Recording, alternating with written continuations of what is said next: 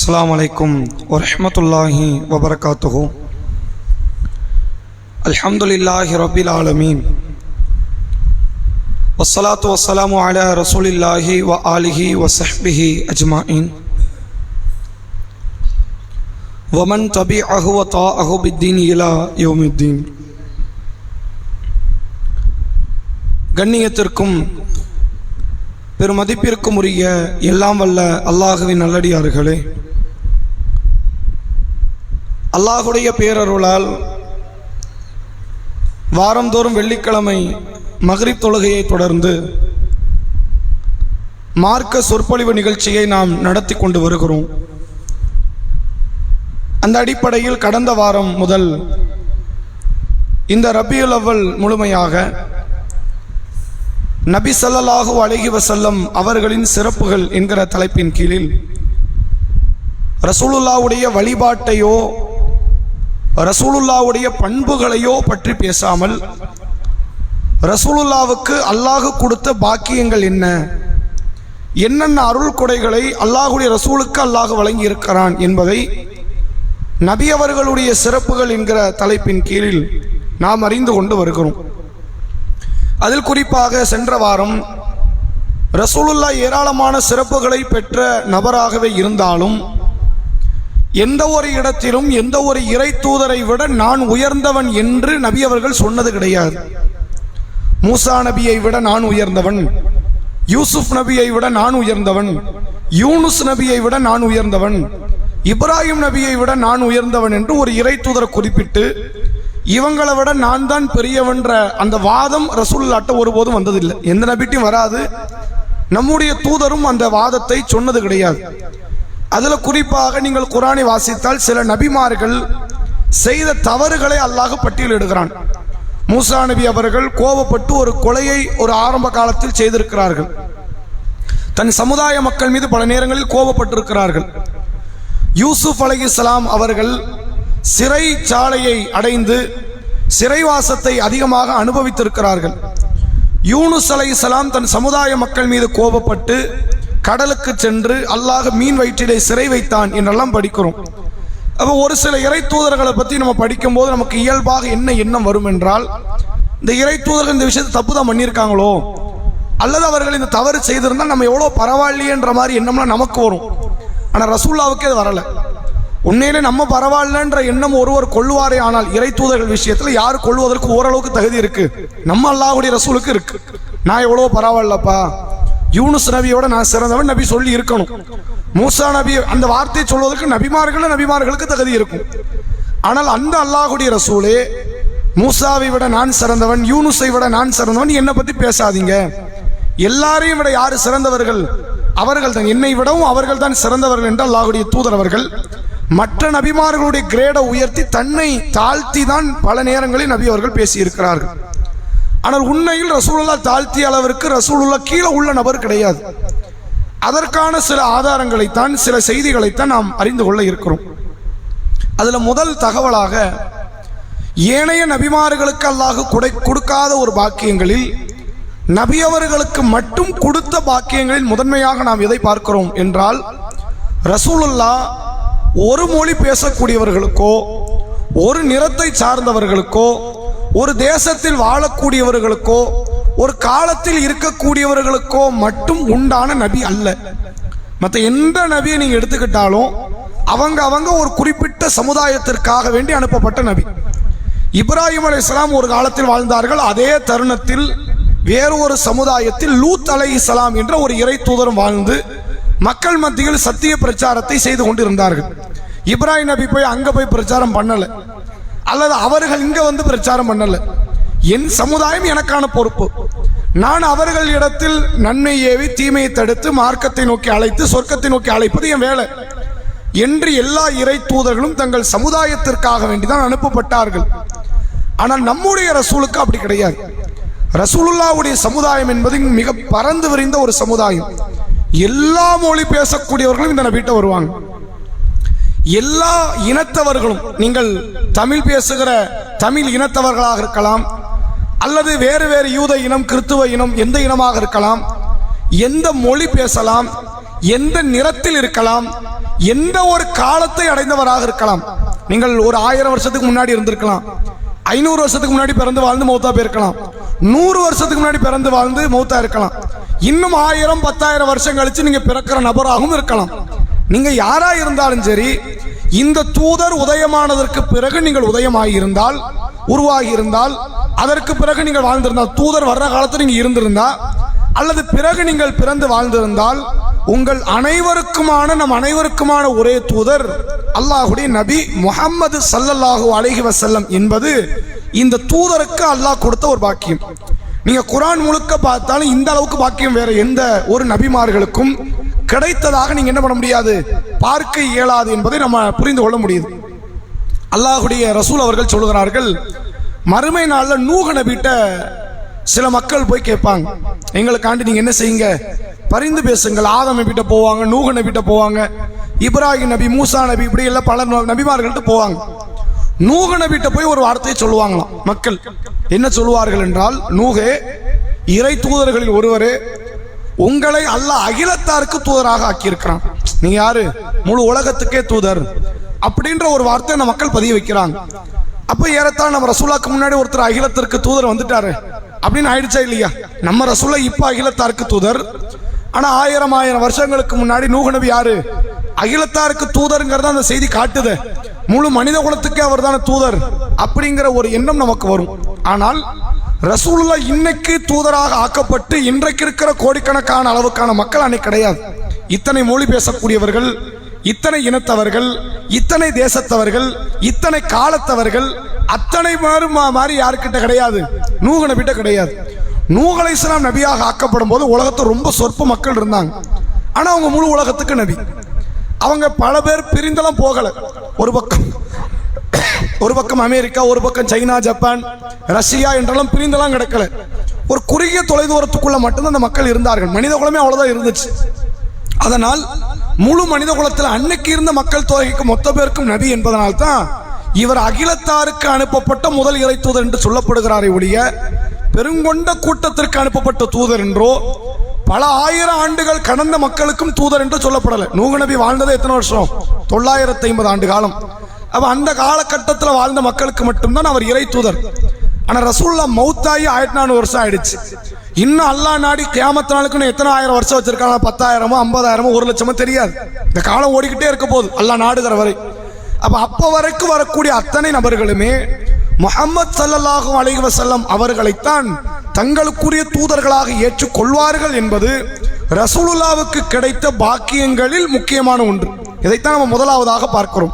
திருமறை குர்ஆனில் சூரா சபா என்கிற 34வது அத்தியாயம் 28வது வசனத்தில் அல்லாஹ் பேசுகிறான், வமா அர்ஸல்னாக இல்லா காஃபத்தல் லின்னாஸ் பஷீரன் வ நதீரா. நபியே, எச்சரிக்கை செய்பவராகவும் நற்செய்தி சொல்பவராகவும் ஒட்டுமொத்த மனித குலத்திற்குமே உம்மை தூதராகவே அன்றி நாம் அனுப்பவில்லை. நம்ம எப்படிதான் அனுப்பியிருக்கிறோம், முழு மனித குலத்துக்கு நற்செய்தி சொல்லி எச்சரிக்கை செய்யக்கூடிய தூதராத்தான் உங்களை அனுப்பியிருக்கிறோம், வேற யாரும் உங்களை அனுப்பல. வலாக்கின் அக்ஸர நாஸி லா யஅலமூன், என்றாலும் மனிதர்களில் அதிகமானவர்கள் அதை அறிந்து கொள்ள மாட்டார்கள், அவங்களுக்கு தெரியாது. உன்னிலே யோசிச்சு பாருங்க, ரசூலுல்லாஹ்வை தூதர்னு எதுக்கிட்டவங்க அதிகமா, தூதர் இல்லை அல்லது பொய்யர் அல்லது ஒரு கவிஞர் அல்லது வேற வேற ஏதோ ஒரு வார்த்தையை சொல்லி ரசூலுல்லாஹ் தூதர் இல்லைன்னு சொல்றவங்க உலகத்தில் அதிகமா. தூதர் இல்லை என்று சொல்பவர்கள் தான் உலகத்துல ரொம்ப அதிகமா இருக்கிறாங்க. 600 கோடிக்கும் அதிகமான மக்கள் இவர் தூதர் இல்லை, வேற என்னன்னாலும் வார்த்தை சொல்லிக்குவாங்க. நபியை பற்றிய பழக்க வழக்கங்களை தெரிந்தவர் எப்படி சொல்லுவார், நல்ல மனுஷன், தங்கமான மனுஷன், தூதர்னா ஏத்துக்க முடியாது, அவர் எப்படி சொல்லியிருப்பாருன்னு தெரியாது, இவங்க கூட கிளப்பி விட்டுருக்கலாம், இப்படி நம்புற ஆட்கள் உண்டு. சில பேர் என்ன சொல்லுவாங்க, இல்ல அவர் போய் பேசிட்டாரு அப்படின்னு சொல்ற ஆட்களும் உண்டு. சில பேர் மக்களை ஏமாற்றி விட்டார் என்றெல்லாம் சொல்லுவாங்க. இவர் உண்மையில் அல்லாஹ்வுடைய ரசூல் தான், தூதர் தான் என்று உலகத்தில் ஏற்றுக்கொண்டது ஒரு 200 கோடி மக்கள். மொத்த ஜனத்தொகை 850 கோடி பேர் இருக்கிறாங்க. 4ல் 1 மடங்கு கூட அல்லாஹ்வுடைய ரசூலை தூதர் என்று ஏற்றுக்கொண்டவர்கள் இல்லை. அதைத்தான் அல்லாஹ் சொல்றான், வலாக்கின் அக்ஸர நாஸி லா யஅலமூன், என்றாலும் மனிதர்கள் அதிகமானவர்களுக்கு தெரியாது நபியை நீங்க தூதர். மௌத்துக்கு அப்புறம் அறிஞ்சுக்குவான், கியாமத் நாள்ல வந்து அறிந்து கொள்வான்.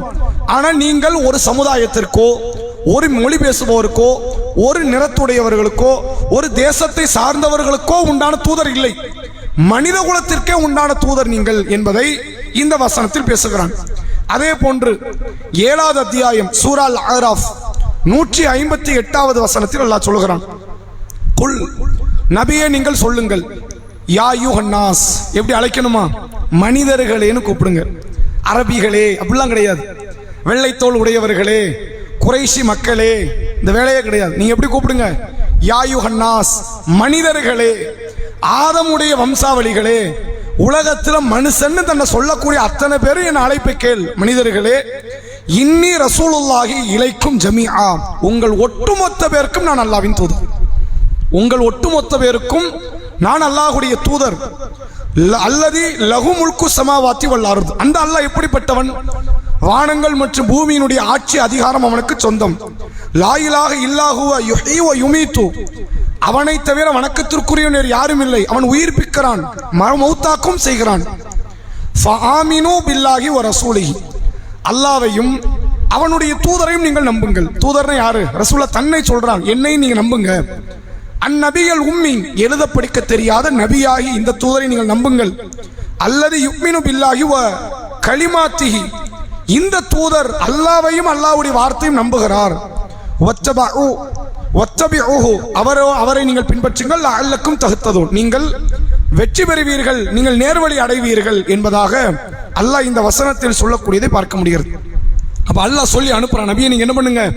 மக்கள்கிட்ட போய் சொல்லுங்க, மொத்த மனிதர்களுக்கும் நான் இறை தூதர், ஒட்டுமொத்த மனிதர்களுக்கு நான் தான் அல்லாஹ்வுடைய ரசூல் என்று நீங்க சொல்லுங்க. இந்த அல்லாஹ் எப்படிப்பட்டவன்? வானங்கள் பூமியினுடைய ஆட்சி அதிகாரத்திற்கு சொந்தக்காரன், வணக்கத்திற்குரிய ஒரே நாயன், உயிர்ப்பிப்பவன், மௌத்தாக்கக்கூடியவன், அவ்வளவு பெரிய சர்வ சக்தி கொண்டவன் அந்த அல்லாஹ். இந்த நபி எப்படிப்பட்டவர்? அல்லாஹ்வையும் இறை வேதத்தையும் ஏற்றுக்கொண்டவர் இந்த நபி. எனவே அவரோடு சேர்ந்து மார்க்கத்தை பின்பற்றுங்கள், அவரை கடைபிடியுங்கள், நீங்கள் நேர்வழி பெறலாம் என்று 7வது அத்தியாயத்தின் 158வது வசனத்தில் அல்லாஹ் பேசுகிறான். அப்ப இந்த வசனம் எதை சொல்லுது? இவர் ஒரு குலத்திற்கு அனுப்பப்பட்ட நபி இல்லை. கியாமத்து நாளினுடைய சூர் ஊதப்படுகிற வரை கடைசியா ஒரு குழந்தை இந்த உலகத்துல பீரிட்டு அழுது பிறக்குமே, அந்த குழந்தை வரைக்கும் இவர் தான் நபி. அப்படிங்கிற இந்த வார்த்தை இது நமக்கு தெள்ள தெளிவாக சொல்லுகிறது. அதே போன்று இன்னொரு வசனத்தை நீங்கள் பார்க்கலாம். 46வது அத்தியாயம் 29வது வசனம். ஜின்கள் பேசிச்சான். ஜின்கள் இருக்குல்ல, அல்லாஹ்வுடைய மார்க்கம் நமக்கு ஜின்கள் என்ற ஒரு படைப்பை பற்றி பேசுகிறது. இது ஒரு படைப்பு. மறுமை நாளில் அல்லாஹ்விடத்தில் விசாரணை அடையக்கூடிய மனிதர்களை போன்று ஜின்கள். மனுஷனுக்கு அறிவு இருக்கிற மாதிரி ஜின்களுக்கு அறிவு இருக்கு. மனுஷன் நன்மை செய்யற மாதிரி ஜின்னும் நன்மை செய்யும், மனுஷன் பாவம் செய்யற மாதிரி ஜின்னும் பாவம் செய்யும். மொத்தத்தில் இந்த ரெண்டு பேருக்குள்ள வேறுபாடு என்ன? இன்னஹு யராக்கும் ஹுவ வ கபீலுஹு மின் ஹைது லா தரவுனஹும், அவர்கள் உங்களை பார்க்கிறார்கள், நீங்கள் அவர்களை பார்க்காத விதத்தில். அப்ப ஜின்கள் நம்மள மாதிரி தான். அவங்களுக்கு சொசைட்டி உண்டு, அவங்கள நல்லவங்க கெட்டவங்க உண்டு, அவங்க தொழுவாங்க, நோன்பு வைப்பாங்க, தர்மம் பண்ணுவாங்க, என்னெல்லாம் செய்வாங்க, நம்மளாம் அத்தனையும் செய்வாங்க. ஆனா அவங்க நம்மளை பார்ப்பாங்க, நம்ம பேசுவதை கூட, நம்மளுடைய வாழ்க்கையை கூட அவர்கள் பார்த்து கொண்டிருப்பார்கள். ஆனா நம்மளால அவங்கள பார்க்க முடியாது. இப்படி ஒரு படைப்பல்ல வச்சிருக்கிறோம். இப்ப இவங்க வேதத்தை கடைபிடிக்கணும், இவங்க நபியை பின்பற்றணும், இவங்க அல்லாவுக்கு பயந்து அமல் செய்யணும், அது மௌத்து வரைக்கும் களிமாவோட வாழணும். அப்ப இவங்களுக்கு நபின்னு தனியாள் உண்டா அப்படிங்கிறதுக்கு ஒரு வசனத்தை நீங்க பாருங்க. 46வது அத்தியாயம் 29வது வசனம். வயது சரஃபனா இலைக்க நஃபரம் மினல் ஜின், ஜின்களில் இருந்து ஒரு சாரார் அல்லாஹ்வுடைய ரசூல் அவர்கள் ஓதக்கூடிய குர்ஆன் வசனத்தை வந்து கேட்க வந்தாங்க. யஸ்தமிஊனல் குர்ஆன, குர்ஆனை கேட்கவும் செஞ்சாங்க. யாரு மட்டும் கேட்கல?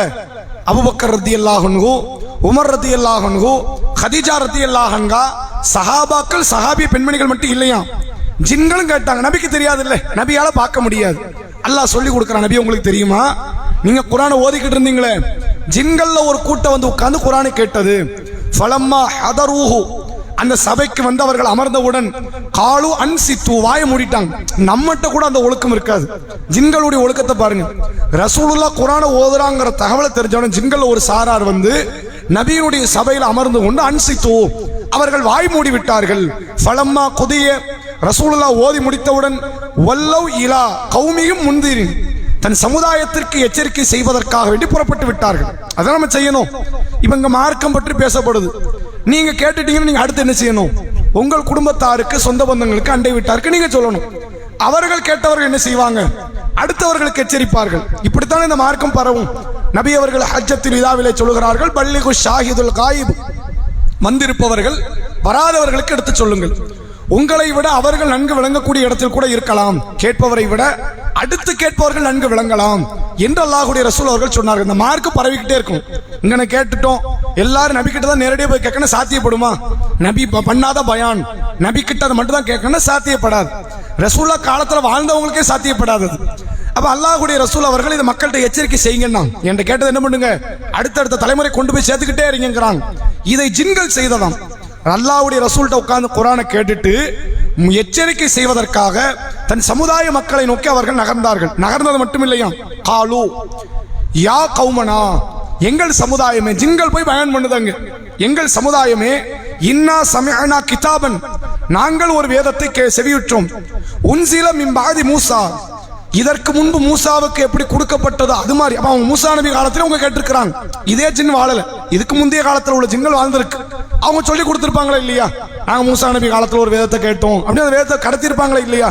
தௌராத் அன்று வரை மக்கள் மத்தியில் இருந்துச்சு, ஓதப்படக்கூடிய ஒன்றாகத்தான் இருந்தது. முஸத்திகல் லிமா பைன யதைஹி, இதற்கு முந்தைய வேதமான தௌராத்தை, மூசா நபியினுடைய வேதத்தை உண்மைப்படுத்தக்கூடிய ஒரு வேதத்தை நாங்கள் கேட்டோம். யஹ்தி இலல் ஹக், அந்த வேதம் குர்ஆன் இருக்குது, உண்மையை நோக்கி அழைக்குது. குர்ஆனை கேட்கும்போது என்ன எங்களுக்கு தெரியுது, சத்தியத்தை நோக்கி அந்த குர்ஆன் நம்மை அழைக்கிறது. வ இலா தரீகின் முஸ்தகீம், நேரிய பாதையை நோக்கி அழைக்கிறது. குர்ஆனை கொஞ்ச நேரம் உட்கார்ந்து கேட்டுட்டு ஜின்கள் போய் மக்கள்கிட்ட, அவங்க மக்கள்கிட்ட பிரச்சாரம் பண்றாங்க, இந்த குர்ஆன் நேரிய பாதையை நோக்கி அழைக்கிறது, இந்த குர்ஆன் சத்தியத்தை நோக்கி அழைக்கிறது. அப்ப அல்லாஹ் எதை சொல்ல வரான் அப்படின்னா, இவர் மனுஷனுக்கு மட்டும் தூதர் இல்லையா, ஜின்களுக்கு இவர் தான் தூதர். யாருக்கும் தூதர்? ஜின்கள் அன்னைக்கு ரசூல்லா காலத்துல ஆரம்பிச்சு கியாமத் நாள் வரைக்கும் ஜின்கள் பிறந்துகிட்டே தான் இருப்பாங்க. மனிதர்கள் எப்படி கல்யாணமாகி கணவன் மனைவி பிள்ளைங்க பேர பிள்ளைங்க உருவாக்கிட்டே இருக்கிறாங்களோ, ஜின்களும் எப்படித்தான் அவங்க உற்பத்தி பண்ணிக்கிட்டே இருப்பாங்க, அவங்க கூட்டம் வளர்ந்து கொண்டே இருக்கிறது. அவர்களுக்குமான தூதர் யாரு தான்? இவர் தான். இவங்கள்ட்ட வந்துதான் குர்ஆனை, அல்லாஹ்வுடைய ரசூல் அவர்களிடத்தில் வந்துதான் குர்ஆனை அவர்கள் படித்தார்கள், கற்றுக்கொண்டார்கள் என்பதை இந்த வசனத்தில் புரிந்து கொள்ளலாம். சூரா ஜின்னு ஒரு அத்தியாயம் இருக்கு, 72வது அத்தியாயம். அந்த ஜின் அத்தியாயத்தை நிறைய பேர் நம்ம படிச்சு பார்த்துருக்க மாட்டோம். அந்த ஜின் அத்தியாயத்தை இதை மந்திர சூறா மாதிரி ஆக்கிட்டாங்க. ஜின் சூறா இருக்க அதை உட்காந்து 48 நாள் உட்காந்து ஓதணும்னா ஜின்னு அடிமையாயிடும் அப்படிலாம் சில அறியாமையான கருத்துக்களை மக்கள் மத்தியில் விதைத்து கொண்டிருக்கிறாங்க. அப்படிலாம் கிடையாது. ஜின் சூறான்னு அந்த சூறாக்கு பேர் வந்ததுக்கான காரணமே, நபி கிட்ட குர்ஆனை படித்த அவர்கள் தங்கள் சமுதாயத்துக்கு என்ன பிரச்சாரம் பண்ணாங்கிறத அந்த குர்ஆன் வசனம் பேசுது. அல்லாஹ் குர்ஆன்ல சொல்றான், குல் ஊஹிய இலைய அன்னஹு இஸ்தமஉ நஃபர் மினல் ஜின், ஜின்கள்ல ஒரு சாரார் நபி கிட்ட வேதத்தை கற்றுக்கொண்டு தங்கள் சமுதாயத்தை போய் பிரச்சாரம் பண்ணிச்சான். அல்லாஹ் சொல்றான், நபி நீங்க சொல்லுங்க, உங்களுக்கு தெரியுமா, நீங்க பயான் பண்ணிக்கிட்டு இருக்கீங்க, எல்லாத்தையும் கேட்டுட்டு போய் அது அவங்க கூட்டத்தை போய் பயான் பண்ணிக்கிட்டு இருக்குது அப்படின்னு அல்லாஹ் அதை பத்தி விரிவா பேசுறான். என்னென்ன பிரச்சாரம் செய்தது, அவர்கள் எப்படி திருந்தினார்கள், இதுக்கு முன்னாடி எந்த நம்பிக்கையில இருந்தாங்க, அல்லாஹ்க்கு மனைவி உண்டு நம்பிக்கிட்டு இருந்தாங்க அந்த ஜின்கள். மனுஷன் எப்படி கடவுளுக்கு மனைவி இருக்கு நம்புறானோ, ஜின்கள் அப்படி நம்புதான். அவர்கள் உணர்ந்து கொள்கிறார்கள் அல்லாஹ்க்கு மனைவி இல்ல, இப்பதானே இறை தூதர் வாசிச்சார் குர்ஆன் ஆயத்துல, அதனால அல்லாஹ்க்கு மனைவி கிடையாது, பிள்ளை கிடையாது அப்படின்னா விளங்கி அவர்கள் கொள்கையை ஏற்றுக்கொண்டார்கள் என்று திருக்குர்ஆன் பேசுகிறது. அப்ப அல்லாஹ்வுடைய ரசூல் அவர்கள் ஒட்டுமொத்த மனித குலத்திற்கு மட்டுமல்ல ஜின் இனத்திற்குமான இறை தூதர், இந்த பாக்கி வேற எந்த இறை தூதருக்கும் கொடுத்ததாக குர்ஆன் நமக்கு சொல்லவில்லை. அல்லாஹ்வுடைய ரசூலுக்கு மட்டும் கிடைக்கப்பட்ட பாக்கியம். அதே போன்று இன்னொரு வசனத்திலும் அல்லாஹ் சொல்றான், 21வது அத்தியாயம் சூரா அன்பியா 107வது வசனம், வமா அர்சல்நாக்க இல்லா ரஹ்மத்தல் லில் ஆலமீன், நபியே அகிலத்தாருக்கே உங்களை அருளாக அனுப்பி இருக்கிறோம். நீங்கள் அரபுகுல மக்களுக்கு வந்த அருள் இல்லை, சவுதி அரேபியாவுக்கு வந்த அருள் இல்லை, அல்லது 1400 வருஷத்துக்கு முன்னாடி உள்ள அந்த அரபு அந்த காலத்தில் வாழ்ந்த மக்களுக்கான அருள் நீங்க இல்லை. நீங்க யாரு? மொத்த மனித குலத்துக்கே அருள். இன்னும் 100 வருஷம் கழிச்சு வருவான், அவனும் நபி எப்படிதான் பார்ப்பான்? அருளாதான் பார்ப்பான். இன்னும் 1000 வருஷம் கழிச்சு மனுஷன் வருவான், அவனும் நபி எப்படிதான் பெற்றுக்கொள்வான்? ஒரு நாள் சிரமமா பெற்றுக்கொள்ள மாட்டான், அருளாதான் பெற்றுக்கொள்வான். ரசூலுல்லா அகிலத்தாருக்கு அனுப்பப்பட்ட அருள் என்று சொல்வதிலிருந்து இத்தனை வசனம் எதை காட்டுது? ரசூலுல்லா ஒருவருக்கோ, ஒரு கூட்டத்துக்கோ, ஒரு மொழி பேசுவோருக்கோ, ஒரு தேசத்துக்கோ, ஒரு காலத்தவருக்கோ ஆன நபி அல்ல. எல்லாரும் சொந்தம் கொண்டாடலாம், இது எங்க நபின்னு சொல்லலாம். அரபுக்காரன் இது எங்க நபி உங்க நபியான்னு கேட்க முடியாது. அப்படி வேற எந்த நபியனாலும் அந்த சமுதாய மக்கள் சொல்லலாம். மூசா நபி சமுதாய மக்கள் வந்து சொல்லலாம் ஒரு பேச்சுக்கு, அப்படி அவங்க உயிரோடு இல்லை இருந்திருந்தா இப்ப மூசா நபி எங்க நபிப்பா அப்படின்னு சொல்லலாம். அது நியாயம் தானே, அவங்க நபி தானே. அது நம்ம மூசா நபி நம்பிக்கை தான் கொள்ளணுமே தவிர நம்ம நபின்னு சொந்தம் கொண்டாட முடியுமா? சொந்தம் கொண்டாட முடியாது. ஈசா நபி அனுப்பப்பட்ட சமுதாய மக்கள் நம்ம வந்து சண்டை போடுவாங்க, ஈசா நபி எங்க நபி, கரெக்ட் தான், ஈசா நபி உங்க நபி தான். நாங்க நம்பிக்கை கொள்வோம். ஈசா நபி உங்க நபி தான், இப்ராஹிம் நபி அவங்களுக்கான நபி, மூசா நபி அவங்களுக்கான நபி. ஆனால் இந்த நபி இது எங்களுக்கான நபின்னு யாரும் சொல்ல முடியாது. இப்போ உள்ள காலத்திலே, இதுக்கு முந்தைய காலத்திலே, பின்னாடி உள்ள காலத்திலேயோ முகமது நபி எங்களுக்கு நபி உங்களுக்கு நபி கிடையாது இப்படி சொல்ல முடியாது. ரசூலுல்லாஹ் அத்தனை ஈமான் கொண்டவர்களுக்குமான நபி. அத்தனை பேரும் உரிமை கொண்டாடலாம், நானும் கொண்டாடலாம், நீங்களும் உரிமை கொண்டாடலாம். இவர் யாரு? எங்களுக்கான இறை தூதர் என்று உரிமை கொண்டாடக்கூடிய இடத்துல அல்லாஹ் வச்சிருக்கிறான் என்பதை இந்த வசனத்தில் பார்க்கலாம். இது எல்லாத்துக்கும் மேல ரசூலுல்லாஹ் சொன்ன ஒரு வார்த்தை நீங்க பார்க்கலாம். நபி அவர்களோடு ஈமான் கொண்டவர்களுக்கு இருந்த உரிமை என்னங்கிறத பாருங்க. நபி அவர்கள் காலத்தில் ஆரம்பத்தில் ரசூலுல்லாஹ் மதீனா நகரத்துக்குள்ள நுழைறாங்க. கடுமையான வறுமை. ஏன்னா அது வரைக்கும் மதீனா நகரத்துக்கு ஆட்சி அமைக்கப்படலை. அந்த மக்கள் என்ன செய்வாங்க? அவங்களா வியாபாரம் பண்ணுவாங்க. பணக்காரனா இருப்பான், ஏழை ஏழையா இருப்பான். இதுதான் மதீனாவினுடைய நிலைமை. ஆட்சி இல்லைன்னா இதான் நடக்கும். இன்னைக்கு ஆட்சி இருந்தே அப்படிதான் நடக்குது. ஆட்சி இருக்குது, ஓட்டு போடுறோம், மத்தியில ஒண்ணு மாநிலத்தில் ஒண்ணு, ஆளை தூக்கி உட்கார வச்சு 5 வருஷம் பொறுப்பு கொடுக்குறோம். அப்படி கொடுத்துமே பணக்காரனா இருக்கான், ஏழை ஏழையா இருக்கான். இந்த நிலை எப்ப இருக்கும் தெரியுமா? ஆட்சியே இல்லைன்னு நடக்கும். புத்திசாலி பணத்தை சம்பாதிச்சுக்கிட்டே இருப்பான், ஏழை ஒன்றும் தெரியாம இருப்பான், அவன் ஏழையாவே இருப்பான். ஆட்சியாளர் வந்து என்ன செய்வாரு? அதை சீர்படுத்துவார். நீ பணக்காரன், நிறைய வச்சிருக்கிற, அவனுக்கு கொஞ்சம் கொடு அப்படின்னு சொல்ற இடத்துல ஆட்சியாளர் இருப்பார். அப்ப நபி வரும்போது அங்க ஆட்சி இல்லை. ரசூலுல்லாஹ் தான் முதன்மை ஆட்சியாளராக மதீனா நகரத்துக்கு ஆகிறார்கள். கடுமையான வறுமை. ரசூலுல்லாஹ்வுடைய காலத்துல ஏதாவது ஒரு ஜனாசா வந்துச்சுன்னா, நபி அவர் முஸ்லிம் ஜனாசாக்கு தான் ரசூலுல்லாஹ் உரிமை கொண்டாட முடியும். யூத ஜனாசா வருது, அவங்க முறைப்படி அடக்கம் பண்ணிடுவாங்க. கிறிஸ்துவ ஜனாசா அவங்க முறைப்படி அடக்கம் பண்ணிடுவாங்க. நபி உரிமை கொண்டாடுவது யாரு? முஸ்லிம் ஜனாசாவை. முஸ்லிம் ஜனாசா வரும். ரசூலுல்லாஹ் கேட்பாங்களாம், இவர் ஏதாவது கடனை வச்சுட்டு போயிருக்கிறாரா அப்படின்னு. ஆமா, அல்லாஹ்வின் தூதர் வச்சிருக்காரு. கடன் அடைக்கிற அளவுக்கு சொத்து இருக்கா அவர்கிட்ட? இருக்கு. அப்ப தொலை வச்சிருவாங்க. அவங்க எல்லாரும் வாங்க, ஜனாசா தொழுகை நிறைவேற்றி விடுவோம். அதே நேரத்தில் ஒரு ஜனாசா வரும். கடன் இருக்குதா? இருக்கு. கடன் அடைக்கிற அளவுக்கு சொத்து இருக்கா? சொத்து இல்லையா? சல்லூபி சாஹிபிக்கும், உங்கள் தோழருக்கு நீங்களே தொலை வச்சுக்க. தொலை வைக்கிறது பாவம் இல்லை, நான் தொலை வைக்க மாட்டேன். நான் ஒரு கடனாளிக்கு என்ன செய்ய மாட்டேன்? பரிந்து பேச மாட்டேன். நீங்க கேளுங்க, அல்லாஹ் நாடி அவரை மன்னிக்கலாம், அது அல்லாஹ்வுடைய கையில தானே இருக்கு. நீங்க கேளுங்க, நான் கேட்க மாட்டேன்ட்டாங்க. இந்த ரசூலுல்லாஹ் பிற்காலத்தில் அந்த ஆட்சி அமைத்து பணக்காரர்களிடத்திலிருந்து ஏழை பணத்தை பெற்று ஏழை எளியவர்களுடைய வயிற்றை நிரப்பி தன் நாட்டினுடைய அரசை ரசூலை வளர்க்கிறாங்க. எவனங்க பட்டியல சாகல. நபியினுடைய மௌத்து வரைக்கும் என்ன நடக்கல? எந்த சஹாபியோ, ஒரு யூதனோ, ஒரு கிறிஸ்தவனோ நான் பட்னியில செத்துட்டேன்னு ஒரு கதை கிடையாது. புரியுதா உங்களுக்கு? அப்படி ஒரு தலை சிறந்த ஆட்சியை அல்லாஹ்வுடைய ரசூல் அவர்கள் உருவாக்கினார்கள். அந்த நேரத்தில் ஒரு ஜனாசா வந்துச்சுன்னா ரசூலுல்லாஹ்வின் அறிவிப்பு என்ன தெரியுமா?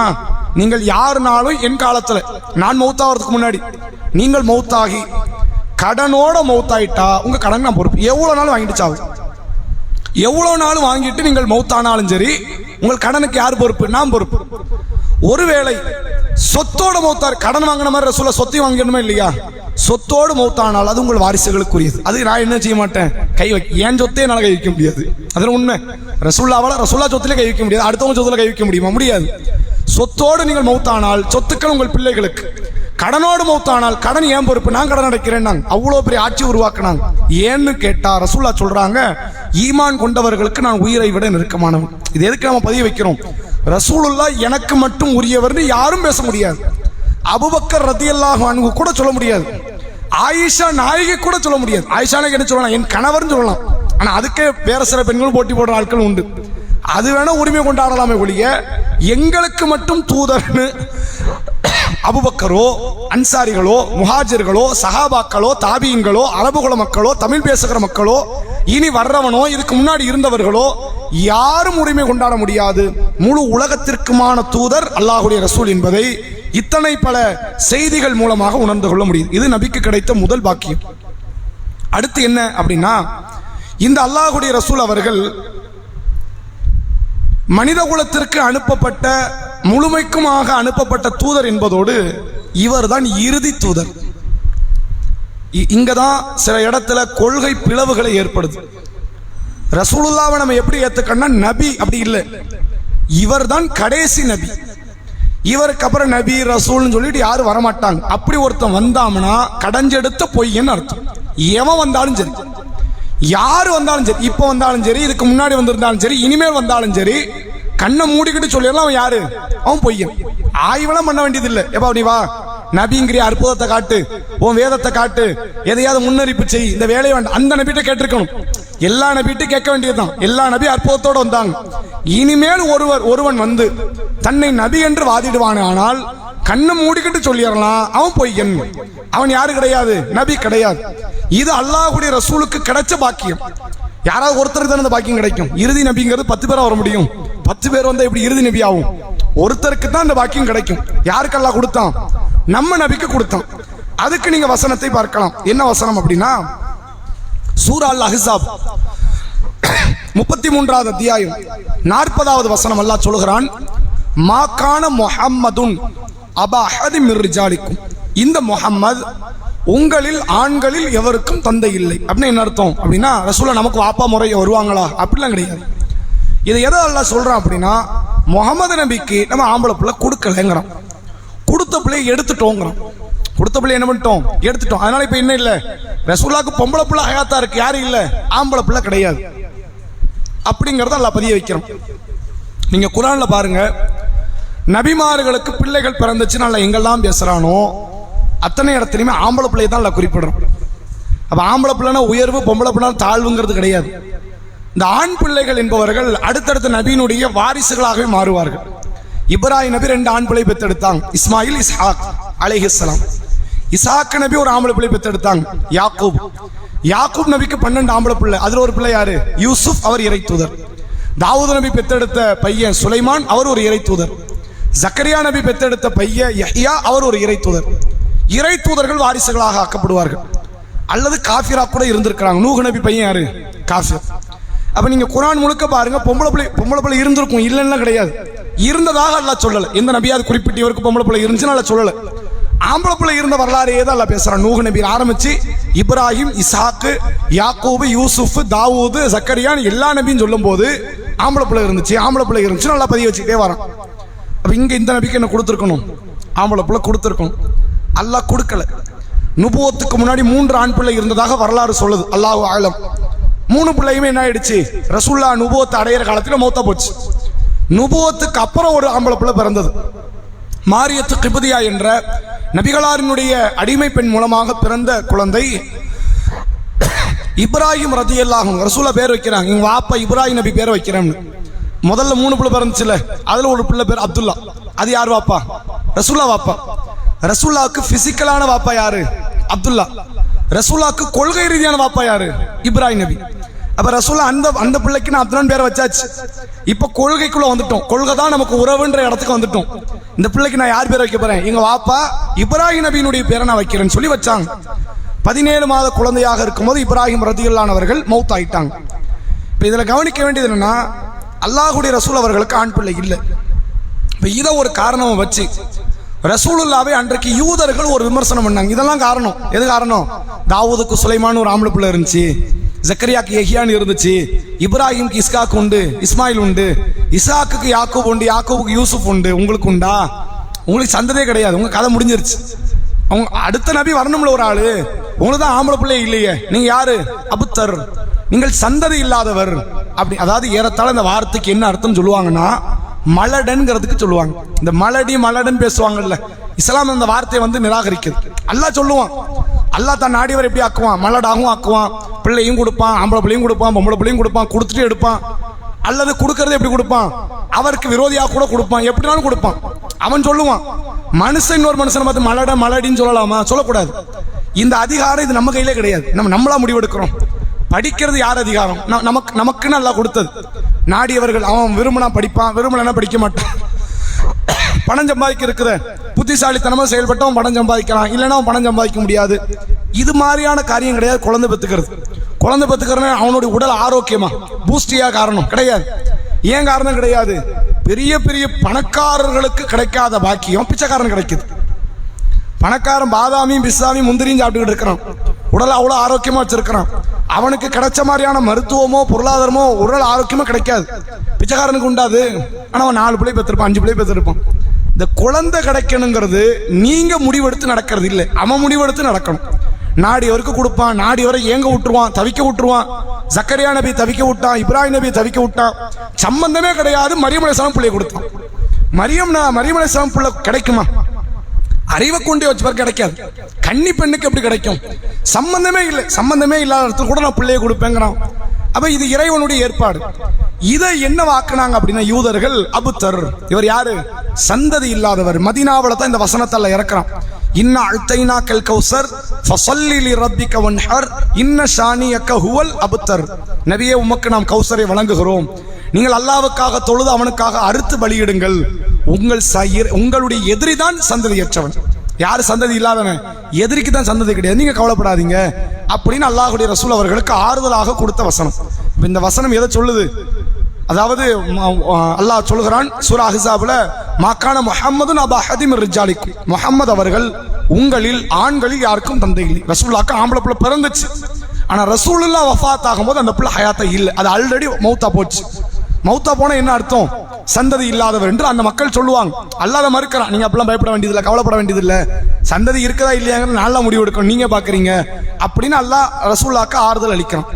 இப்ப எதனால அல்லாஹ் ஒருவேளை ஆண் பிள்ளை கொடுக்காம இருந்திருப்பான்? ரசூலுல்லாஹ்க்கு ஆம்பளை பிள்ளைனா கொல்ல பிரியும். பொம்பளை பிள்ளை அதெல்லாம் வெறுத்தாங்கன்னு அர்த்தமா? ஏதாவது பொம்பளை பிள்ளை ரசூலுல்லாஹ் வந்து கழுத்தறுத்து போட்டாங்களா? ரசூலுல்லாஹ் காலத்து நடைமுறையில் இருக்கதான் செஞ்சது. ரசூலுல்லாஹ் நபி ஆவறதுக்கு முன்னாடி பெண் பிள்ளை பிறந்தால் மண்ணள்ளி போட்டு மூடிடுவாங்க. நபி ஆவறதுக்கு முன்னாடியே 4 பொம்பளை பிள்ளை பெற்றுட்டாங்க. ஃபாத்திமா நாயகி அதான் கடைசி பொம்பளை பிள்ளை. அந்த ஃபாத்திமா நாயகி விவரம் தெரிஞ்சு ரசூலுல்லாஹ் நபி ஆகும்போது இஸ்லாத்தை ஏத்துக்கிட்ட பிள்ளை. அப்ப ஊர் உலகத்தில் இதை ஒரு கலாச்சாரமா செஞ்சா கூட எவன் பேச்சு நபி கேட்கல. நான் பெத்த பிள்ளை, நான் கொள்ளலாம் மாட்டேன், நான் வளர்க்கத்தான் செய்வேன், வளர்த்த நபர். அப்ப நபிக்கு பொம்பளை பிள்ளை பிடிக்காம இல்லை, பொம்பளை பிள்ளை 4 பெத்துட்டோம்ல, ஒரு ஆம்பளை பிள்ளை கிடைச்சா என்ன அப்படின்னு நபிக்கு ஒரு ஆசை உண்டு. ஆனா அல்லாஹ் அதுல என்ன செய்யறான்? ஆண் பிள்ளையை தரல. எதனால தரல அப்படிங்கிற காரணம் நான் சொல்லல, நம்ம புரிந்து கொள்ள ஒரு வாய்ப்பு இருக்கு. என்ன வாய்ப்பு இருக்கு அப்படின்னு கேட்டா, ரசூலுல்லாஹ்க்கு ஒருவேளை ஒரு ஆண் பிள்ளை இருந்து நபி அவர்கள் மௌத்தானதுக்கு அப்புறம் அந்த ஆண் பிள்ளை உயிரோடு இருந்து மௌத் ஆயிருந்தா இவர் அடுத்த நபின்றுவாங்க. கண்டிப்பா வரும், இந்த பேச்சு வராமல இருக்காது, கண்டிப்பா வரும். ஏன் வருங்கிறத நம்ம உத்தரவாதத்தோட உறுதியா நம்ம சொல்றோம்னு கேட்டா, ரசூலுல்லாஹ்க்கு ஆம்பளை பிள்ளை இல்லை, அப்படித்தானே? ரசூலுல்லாஹ்க்கு 2 மருமகன்மார்கள் இருந்தாங்க. ஹயாத்தா இருந்தது யாரு? 2 மருமகன்மார்கள். ஒருவர் உஸ்மான் ரதியல்லானவர்கள், இன்னொன்று அலி ரதியல்லான். மருமகனை யாரும் அந்த குடும்பத்தோட இணைக்க மாட்டாங்க. நீங்க குடும்பத்தோட சேர்ந்தே இருந்தா அந்த குடும்பம் ஆயிருவீங்களா? ஒரு பெண்ணை எடுக்கிறீங்க, கட்டுறீங்க, கல்யாணம் முடிக்கிறீங்க, அந்த குடும்பம் ஆயிருவீங்களா? நாளைக்கு அந்த பெண் மௌத்தாயிட்டாலோ விவாகரத்து ஆயிட்டாலும் நீங்க உங்க குடும்பம் தான், நீங்க அந்த பெண் குடும்பமா பார்க்கப்பட மாட்டீங்க. அந்த பெண் தான் அந்த பெண் குடும்பம், நீங்க யாரு இல்ல. மாப்பிள்ளைமார்கள் அந்த குடும்பம் இல்லை, மனைவிமார்கள் அப்படித்தான். நீங்க கல்யாணம் முடிச்சு மாப்பிள்ளை வீட்டுக்கு போறீங்க அப்படின்னா ஏத்துக்கு சொல்லிக்கலாம், இது என் குடும்பம் சொல்லலாம். உங்களை அந்த குடும்பமா உலகம் பார்க்காது. நாளைக்கு மாப்பிள்ளை மௌத்தாயிட்டாருன்னா நீங்க நடை கட்ட வேண்டியதான். உங்களுக்கு கிடைக்க வேண்டிய சொத்துக்களை இதா காலம் முடிஞ்சு சொத்துக்களை வாங்கிட்டு நடை கட்டிட வேண்டியதான். அங்க இருக்கிற என்ன முகாந்திரம் இருக்கு? ஒரு காரணமும் இல்லை. அப்ப அது உங்கள் குடும்பம் ஆகாது. எந்த பெண்ணுக்குமே புகுந்த கூட குடும்பம் கிடையாது. எந்த மாப்பிள்ளைக்குமே தான் கல்யாணம் முடிச்ச பெண்ணுடைய குடும்பம் என்ன கிடையாது? குடும்பம் கிடையாது. அப்படி குடும்பமே இல்லாத இடத்துல அலி ரலியல்லாஹு சேர்த்து விட்டாங்க. ரசூலுல்லாஹ்க்கு அடுத்த நபி யாரு? அலிதான் என்ற பேச்சு இன்னைக்கு வரைக்கும் சில மக்களால் கடைபிடிக்கப்படுது. போரா முஸ்லிம்கள், ஷியாக்கள், அவங்களுடைய வாதம் என்ன? நபி அவர்களுக்கு அடுத்த நபி என்றால் அலி ரலியல்லாஹு மகனே கிடையாது. மகன் இல்ல, மருமகன். மகளை கட்டிய மருமகன், மருமகனையே கொண்டு வந்து அடுத்த நபின்னு இணைக்கிறாங்க. அப்படின்னா மகன் பிறந்திருந்த நிலைமை என்ன? நபின்னு கட்டியிருப்பாங்க, இவர் நபிதான். முகமது நபிக்கு அடுத்த நபி யாரு? அவர் பையன் தான் அப்படின்ற ஒரு பேச்சு ஒருவேளை வந்திருக்கலாம். அல்லாஹ் இந்த தூதுத்துவத்தை காப்பாற்றுவதற்கு கூட ஆண் பிள்ளைகளை தராமல் இருந்திருக்கலாம். இப்ப இது விஷயத்துக்கு நீ வாங்க, அடுத்த வார்த்தையில் அல்லாஹ் சொல்றான் 33:40, வலாக்கின் ரசூல் அல்லாஹ், மாறாக இவர் அல்லாஹ்வுடைய ரசூல், வகாத்தம நபியின், நபிமார்களுடைய முத்திரை என்று அல்லாஹ் சொல்றான். நபிமார்களுக்கு இவர் யார்? முத்திரை. வகானல்லாஹு பிக்குல்லி ஷைஇன் அலீமா, அல்லாஹ் ரப்புல் ஆலமீன் எல்லாவற்றையும் அறியக்கூடியவனாக இருக்கிறான் அப்படின்னு இந்த வசனம் பேசுது. இப்ப ரசூலுல்லாஹ் யார் என்றால், இவர் நபி என்பது மட்டுமல்ல, இவர் தான் இறுதி நபி. முத்திரைனா இப்போ எல்லா வேலையும் முடிஞ்சதுக்கு அப்புறம் குத்தப்படக்கூடிய ஒன்றுதான் முத்திரை. முத்திரை குத்தப்பட்டுருச்சுன்னா தூதுத்துவத்துக்கே அல்ல முத்திரை வைக்கிறான். இனிமேல் யாரு கிடையாது நபி ரசூல் அப்படின்னு யாரும் வர மாட்டாங்க. இவர் வஃபாத்து தான். இவர் மௌத்தாயிட்டாரு, அடுத்த வேலை என்னது? கியாமத் நாள். அதனால தான் ரசூலா சொன்னாங்க, நானும் மறுமையை எப்படி அனுப்பப்பட்டிருக்கிறோம், இப்படி அனுப்பப்பட்டோம். நாங்க 2 விரலை வச்சிருக்காங்க ரசூலா. 2 விரலை வைத்து, ஒன்று யார்? அல்லாஹ்வுடைய ரசூல், மற்றொன்று என்ன? மறுமை நாள். நானும் மறுமை நாள் இப்படி வந்திருக்கிறோம் அப்படின்னு என்ன அர்த்தம்? என் மௌத்துக்கு அப்புறம் நீ அடுத்து என்ன எதிர்பார்க்கலாம்? ஸ்ட்ரைட்டா மறுமை எதிர்பார்க்கு. அடுத்த நபி வருவாரா? குழப்பத்துக்கு முற்றுப்புள்ளி வைப்பாரா? இந்த வேலையே கிடையாது. அடுத்த நபியே வரமாட்டார். என் மௌத்துக்கு அப்புறம் அடுத்து நீ எதிர்பார்க்கறது தான் மறுமை. இல்லையே ஈசா நபி வருவாங்க, நபியே வரமாட்டாங்க. அவர் நபி தான். அவர் அடுத்து புது வேதத்தை கொண்டு வந்து, இங்க வாங்க மக்கள் எல்லாரும் குழப்பத்தில் இருக்கிறிய, நான் மார்க்கத்தை சொல்லித்தரேன் அப்படின்னு பிரச்சாரம் செய்கிற நபியாக வரமாட்டார். அவருடைய வேலை தஜ்ஜாலை அழிப்பது. தன்னை கடவுள் என்று நம்பிக்கொண்டிருக்கிற மக்களுக்கு தான் கடவுள் இல்லை என்று சொல்வதற்கு வருகிறார். எதுக்கு வரல? தன்னை நபி என்று சொல்லி மக்களை மறுபடியும் ஒரு தலைமையின் கீழே ஒரு கொடை கீழே கொண்டு வந்து தான் நபியாக இருந்து மக்களுக்கு மார்க்க சட்டத்தை சொல்லிக் கொடுத்து ஹஜ்ஜுக்கு என்ன செய்யணும், உம்ராக்கு என்ன செய்யணும், இதை சொல்லிக் கொடுக்க அவர் வரல. அவர் எதற்கு வருகிறார் என்றால், தஜ்ஜால்னு ஒருத்தன் வரப்போறான், ஒரு சைத்தான், அவன் பிற்காலத்தில் வரான், அவனை கொல்றதா ஈசா நபி வேலை. அவன் வரலன்னா இவரும் வர மாட்டார். இதான் உண்மை. அப்படி ஒரு நிலையில் தான் அல்லாஹ் ரப்புல் ஆலமீன் யாரை கொண்டு வரான்? ஈசா அலைஹிஸ்ஸலாம் அவர்களை கொண்டு வருகிறான் என்பதை நம்மால் குர்ஆன் ஹதீஸ்ல பார்க்க முடியுது. அப்ப நபி அவர்கள் தான் இறுதி இறை தூதர். அதுக்கு சில ஆதாரங்களை நீங்க பார்க்கலாம். அல்லாஹ்வுடைய ரசூல் அவர்கள் சொல்றாங்க, தபுக் யுத்தத்துக்கு போறாங்க. இதான் முக்கியமான ஒரு ஆதாரம். அலி ரலியல்லாஹு தூதர் கிடையாதுங்கிறதுக்கு ஒரு ஆதாரம். தபுக் யுத்தத்துக்கு போறாங்க. ரசூலுல்லாஹ் எல்லா யுத்த காலத்துக்கும் அலியை கூட்டு போயிட்டாங்க. பத்ர் போர், உஹது, ஹந்தக்கு, ஹைபர், ஹுனைன் எல்லா போருக்கும் யார் வந்தாங்க? அலி ரலியல்லாஹு. ஹைபர்ல முக்கிய தளபதியே அலிதான். இந்த தபுக்கு போர் எங்கன்னா மதீனால இருந்து தொலைதூர பயணம், மாச கணக்கில் போகணும். அவ்வளவு தூரத்துக்கு கூட்டு போறாங்க. பல்லாயிரக்கணக்கான தோழர்கள் அழைச்சிட்டு போறாங்க ரசூலுல்லாஹ். மக்கா வெற்றிக்கு அப்புறம் நடக்கல, பெரிய கூட்டம். இவ்வளவு பெரிய மதீனால இருந்து காலி பண்ணி கூட்டு போனா நமக்கு பிடிக்காத பையனா சுத்தி இருப்பான். ஊர்ல பெண்கள் இருப்பாங்க, குழந்தைங்க இருப்பாங்க, வயோதிகர்கள் இருப்பாங்க, ஊனமுற்றோர்கள் இருப்பாங்க. வந்து ஏதாவது பண்ணிட்டு போயிருவான், கொன்னாலும் கொண்டுருவான், தெரியாது. அப்ப இங்க யாரையாவது வச்சுட்டு போகணும். நம்ம இடத்துல யாரை வைக்கலாம் அப்படிங்கும் போது ரசூலுல்லாஹ்க்கு தென்பட்டது அலி ரலியல்லாஹு. அலியை கூப்பிடுறாங்க, அலி எங்க வாங்க, நான் தபுக்கு போறேன், மக்களை கூப்பிட்டுட்டு முக்கியமான போர்க்களம் நான் இருக்கணும், நீங்க இங்க இருந்து மக்களை பாத்துக்கங்கன்ட்டாங்க. அலிக்கு மனசே பிடிக்கல. அவங்க கேட்கறாங்க, என்னையும் கூட்டு போயிருங்க, எல்லா யுத்தங்களும் வந்துட்டேன், ஒரு வழியில் எனக்கு ஷஹீது கிடைக்கலாம், வாய்ப்பு கிடைக்கும், நீங்க என்னையும் கண்டிப்பா கூட்டு போன, என்ன விட்டு போயிடாதீங்கன்ட்டாங்க. அப்ப அல்லாஹ்வுடைய ரசூல் அவர்கள் சொன்னார்கள், அலியே, மூசா கிட்ட ஹாரூன் இருந்த அந்தஸ்து தான் என்கிட்ட நீங்க இருக்கிறீங்கன்னு. மூசா யாரு? இறை தூதர். ஹாரூன் அவருடைய சகோதரர். அவர் யாரு? இறை தூதர். மூசா கிட்ட ஹாரூன் என்ன அர்த்தம்? அவருக்கு, அதாவது மூசா நபி வந்து போறாங்க, எங்க போறாங்க? தூர் சீனா மலைக்கு போறாங்க. யாரோட ஒப்படைச்சிட்டு போனாங்க மக்களை? ஹாரூனை நீங்க மக்களை பாத்துக்கங்க, நான் தூர் சீனா மலைக்கு போறேன்னு போனாங்களா இல்லையா? இப்ப நான் தபுக்கு போறேன், உங்களை ஒப்படைச்சிட்டு போறேன், என் மக்கள்கிட்ட நீங்க இருந்துக்கங்க, பாத்துக்கங்க அப்படின்னு உங்கள்கிட்ட ஒப்படைச்சிட்டு போறேன். மூசா கிட்ட ஹாரூன் இருந்த அந்த அந்தஸ்தில் அலியே என்கிட்ட நீங்க இருக்கிறீங்க அப்படின்னு அல்லாஹ்வுடைய ரசூல் சொல்லிட்டு, இப்ப இதுல பிரச்சனை வரும். ஏற்கனவே ஆதாரம் இல்லாத போதே அலிதான் அடுத்த தூதர்னு சொல்றாங்க. இப்ப இது வந்துருச்சுன்னா இங்க அடுத்து என்ன வரும்? சாலிடா நம்பலாம், அலிதான் அடுத்த நபின்னு, அப்படித்தானே வரும். இந்த இருக்கு பார்ப்ப ஆதாரம், மூசாவும் ஹாரூன் நபி, ரசூலுல்லாஹ் தன்னை பற்றி சொல்லுமா அலியத்தான் சொன்னாங்க, அப்ப அலி நபி அப்படின்னு வந்துடும். அந்த இடத்திலேயே ரசூலுல்லாஹ் உடைக்கிறாங்க, லா நபி அபாதி, எனக்கு பிறகு நபி கிடையாது. இப்ப கேள்வி வரும் நாளைக்கு, நான் இப்படி சொல்லிட்டு போயிட்டு இந்த செய்தி பரவும், மூசாவும் ஹாரூனை போன்று முகமது நபியும் அலியும் அப்படின்னு வந்துட்டு அடுத்து என்ன வரும்? ஹாரூன் நபினா அலி நபி தானப்பா, அவர் நபியா தான் இருப்பாருன்னு பேச்சு வந்துடும். அங்கனே உடைக்கிறாங்க, லா நபிய பாதி, எனக்கு பிறகு நபிமார்கள் கிடையாது என்று அல்லாஹ்வுடைய ரசூல் அவர்கள் சொல்லக்கூடிய செய்தி நம்மால் பார்க்க முடிகிறது. இது மட்டும் இல்லாமல் இன்னும் நிறைய ஆதாரம் இருக்கு. நபிக்கு அப்புறம் அடுத்த நபி வரமாட்டாங்க, அந்த பொய் தூதர்களை பத்தி ரசூலுல்லாஹ் எச்சரிக்கை செய்தது, அதெல்லாம் வந்து இன்ஷா அல்லாஹ் வரக்கூடிய வாரங்கள் நம்ம பார்ப்போம். இதுல கூடுதலா இன்னொன்னு என்னன்னா, அல்லாஹ்வுடைய ரசூல் அவர்கள் ஒரு கனவு ஒன்று காண்றாங்க, அதை மக்களுக்கு தெளிவுபடுத்துறாங்க. ஒரு அழகான வீடு ஒருத்தர் கட்டுறாரு. வீட்டை கட்டிட்டு என்ன பண்றாரு? மகிழ்ச்சியில, மனிதனுக்கு உலகத்துல கிடைக்கிற பெரிய மகிழ்ச்சியில முக்கியமானது ஒண்ணு என்னன்னா, தனக்குன்னு சொந்தமா ஒரு வீடு இருக்கிறது. அதை கட்டிட்டான்னு வைங்க, அவனை கையிலே பிடிக்க முடியாது. உலகத்தையே கையில வாங்கின மாதிரி நினைப்பான். முழு உலகத்தையே பண்டல் போட்டு கையில கொடுத்த மாதிரி அவனுக்கு சந்தோஷம் போறோம். ஒரு வீடு கட்டிட்டோம்னா அவனுக்கு சந்தோஷம். அப்படி ஒருவன் வீடு கட்டுகிறான். வீட்டை கட்டி உணவு கொடுக்கிறாரு, மக்களெல்லாம் அழைக்கிறாரு, எல்லாரும் வராங்க, வீட்டெல்லாம் சுத்தி பார்க்கறாங்க, சாப்பிடுறாங்க. வீட்டை சுத்தி பார்த்துட்டு அதுல ஒரே ஒரு ஓட்டை ஒண்ணு இருக்கு. வீட்டுல என்ன இருக்கு? ஒரு ஓட்டை, ஒரு கல் வைக்கிற அளவுக்கு இடம். ஒரு கல்லை தூக்கி வச்சுட்டா வீடு கம்ப்ளீட் ஆயிடும். கல்லை தூக்கி வச்சுட்டா என்ன ஆயிரும்? எல்லா வேலையும் முடிஞ்சிருச்சுப்பா, இந்த பர்னிச்சரை மட்டும் எடுத்து மாட்டிட்டா வேலை முடிஞ்சிருமே அப்படின்னு சொல்லுவோமா இல்லையா? எல்லாத்தையும் முடிச்சு கரெக்டா செட் பண்ணி வச்சுட்டீங்க, கட்டில மட்டும் மாட்டாம வச்சு கட்டிலையும் மாட்டி போட்டுருங்க அப்படின்னு சொல்லுவோமா இல்லையா? மக்கள்லாம் வராங்க, இந்த கல்லை தூக்கி வச்சிருங்க, வேலை முடிஞ்சிரும் அப்படிங்கிறாங்க. ரசூலுல்லாஹ் சொல்றாங்க, அந்த வீடு தான் நுபுவத், அந்த வீடு தான் என்னது? நபித்துவம். அந்த கல் இருக்குல்ல, அதான் நான் வந்துட்டேனா நுபுவத்து முடிஞ்சிருச்சுங்கிறாங்க. பச்சை பிள்ளைக்கு சொல்ற மாதிரி பாடம் நடத்துறாங்க, எனக்கு அப்புறம் நபி வராது. இதை விட வேற என்ன விளக்க வேணும்? அந்த வீடு தான் நுபுவத்து. வீட்டுல எல்லா வேலையும் முடிஞ்சிருச்சு. ஒரு கல்லை தூக்கி வச்சா என்ன ஆயிரும்? அந்த வீடு முடிஞ்சிரும். அதுதான் நுபுவத்து. அந்த கல் யாரு? அனல் அபீனா, நான் தான் அந்த செங்கல் நாங்க சொல்ல. அந்த கல் யார்? நான் தான். என்ன தூக்கி பொறுத்துட்டா முடிஞ்சிருச்சு அப்படின்னு என்ன அர்த்தம்? நான் வந்துட்டேன்ல, வேலை முடிஞ்சிருச்சு. இனிமே நுபுவத்து கிடையாது. இனி நபி என்று வாதிட்டு கொண்டு யாரும் வர முடியாது. லா நபிய பாதி, எனக்கு பிறகு நபி கிடையாது என்று அல்லாஹ்வுடைய ரசூல் அவர்கள் சொன்ன செய்தியை நம்மால் ஹதீஸ்களிலே பார்க்க முடிகிறது. இது நபிகளாரை பற்றிய சிறப்புகள்ல முக்கியமாக இதுல நிறைய இருக்கு. ரசூலுல்லாஹ்க்கு அப்புறம் நபி வரமாட்டாங்கிறதுக்கு நம்ம அடுத்த வாரங்கள் இதனுடைய தொடர்ச்சியில பார்ப்போம். இதுல கூடுதலாக நாம இன்னைக்கு தெரிந்து கொள்ள வேண்டிய இன்னொரு அடிப்படை என்ன அப்படின்னா, இன்னைக்கு மீலாது விழா என்று உலக மக்கள் அனைவராலும் கடைபிடிக்கப்பட்டு கொண்டு வருகிறது அப்படின்னு மக்கள் பிரச்சாரம் பண்றாங்க. அப்படிலாம் கிடையாது. ஒரு சொற்பமானவர்கள், மார்க்கத்தை பற்றிய ஒரு போதிய ஞானமற்றவர்கள் நபிகளாருக்கு பிறந்தநாள் கொண்டாடணும் அப்படின்ற ஒரு சிந்தனையில் இருக்கிறாங்க. இந்த பிறந்தநாள் கொண்டாடுறாங்க, இதை வருஷ வருஷமா பண்ணிக்கிட்டு இருக்கிறாங்க. அது ஒரு பக்கம். வருஷம் அப்டேட் ஆகிட்டே இருக்கிறாங்க. இந்த ஆப் இருக்குல்ல, ஃபேஸ்புக், வாட்ஸ்அப் யூஸ் பண்ணிக்கிட்டே இருப்போம்.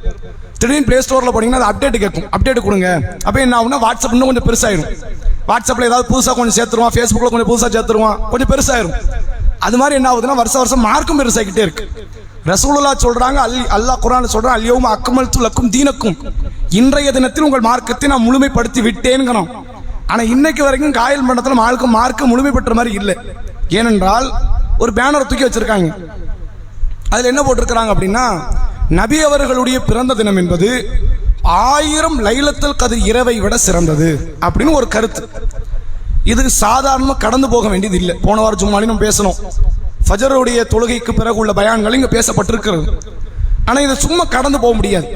ஏன் அப்படின்னா இதெல்லாம் விட்டுட்டோம். நீங்க நாளைக்கு என்ன சொல்லுவாங்க தெரியுமா? குரானே வேண்டாங்க, குரானுக்கு சிறப்பே நபியை வச்சுதான். குரானுக்கு சிறப்பே எதை வச்சுதான்? நபியை வச்சுதான். அல்லாஹ்க்கு இறைத்தன்மை கிடைச்சதை நபியை வச்சுதான் சொன்னான்னு சொல்லுவாங்க. என்னன்னு சொல்லுவாங்க? பெருநாள்லாம் கொண்டாட வேண்டாம், வெறும் இதை மட்டும் கொண்டாடி போறோம், நோம்பு போறோம், ஹஜ் பண்ணலாம் விட்டுருவோம், அதெல்லாம் யூத கலாச்சாரம் சொன்னாலும் மாற்றம் இல்லை. அந்த அளவுக்கு போயிருவாங்க இவங்க. அப்ப இதை நீங்க நல்லா கவனித்துக் கொள்ள வேண்டும். லைலத்துல் கத்ர் இரவு மட்டும்தான் சிறப்பு. ஏன் சிறப்பு தெரியுமா? நபி பிறந்தது சிறப்பு இல்லை. ரசூலுல்லாஹ் 40 வருட காலம் அந்த மக்கள்கிட்ட வாழ்ந்தாங்க. அபூ ஜஹல் கொண்டாடினான், அபூ லஹப் கொண்டாடினான், Utba, Shaiba, Umayya, Walid ibn Walid எல்லாரும் கொண்டாடினாங்க. எதை நிராகரிச்சாங்க தெரியுமா? எந்த இரவில் அல்லாஹ்வுடைய தூதர் அவர்கள் அந்த ஹிரா குகையின் மூலமாக, ஹிரா குகையில் இருந்து ஜிப்ரீல் அலைஹிஸ்ஸலாமை சந்தித்து வஹியை பெற்று தான் ஒரு நபி என்று வாதிட்டார்களோ அதுதான் அவனுக்கு உறுத்தலை தந்தது, பிரச்சனை உண்டாக்கியது. அப்ப நன்றாக ஒன்றை தெரிந்து கொள்ளுங்கள், ரசூலுல்லாஹ்வினுடைய பிறப்பு ஒரு பொருட்டே அல்ல. அது தேவையே கிடையாது, சமூகத்திற்கு அவசியமே இல்லை. எது அவசியமானது? நபி அவர்கள் ஒரு இரவில் முதலில் வஹியை பெற்றார்கள். அல்லாஹ் குர்ஆனில் சொல்கிறான், இன்னா அன்ஸல்நாஹு ஃபீ லைலத்துல் கத்ர், பாக்கியம் பொருந்திய ஒரு இரவில் இந்த வேதத்தை நாம் அருளினோம். உமா அதுராக்க மா லைலத்துல் கத்ர், பாக்கியம் பொருந்திய இரவு என்றால் என்னவென்று நபியே உமக்கு தெரியுமா? லைலத்துல் கத்ர், அந்த மகத்துவமான இரவு கைரு மின் அல்ஃபி ஷஹர், 1000 மாதங்களை விட சிறந்தது. வானவர் ஜிப்ரீல் அலைஹிஸ்ஸலாம் ஏனைய வானவர்கள் இறங்கக்கூடிய இரவு, சுபுகுடைய ஃபஜருடைய நேரம் வரை அந்த இரவு இருக்கிறது என்று அல்லாஹ் ரப்பல் ஆலமீன் அந்த இரவுக்கு இதுவரைக்கும் இப்படி ஒரு சிறப்பு எதுக்குமே சொல்லப்படலை. முழு குர்ஆனை புரட்டுங்க, லைலத்துல் கத்ருக்கு நிகரான ஒரு நேரத்தை இங்க பார்க்க முடியாது. முழு ஹதீஸை புரட்டுங்க, லைலத்துல் கத்ருக்கு நிகரான எந்த ஒன்றையும் உங்களால் பெற்றுக்கொள்ள முடியாது. அந்த அளவிற்கு மேன்மை பொருந்திய ஒரு காரியம். ஏன்? குர்ஆன் வந்தது அந்த இரவு, சாதாரண முகம்மது இறை தூதர் முகமது ஆனது அந்த இரவு, இந்த உம்மத்திற்கான இறுதி பாக்கியத்தை அல்லாஹ் கொடுத்தது அந்த இரவு. வாங்க முடியும்.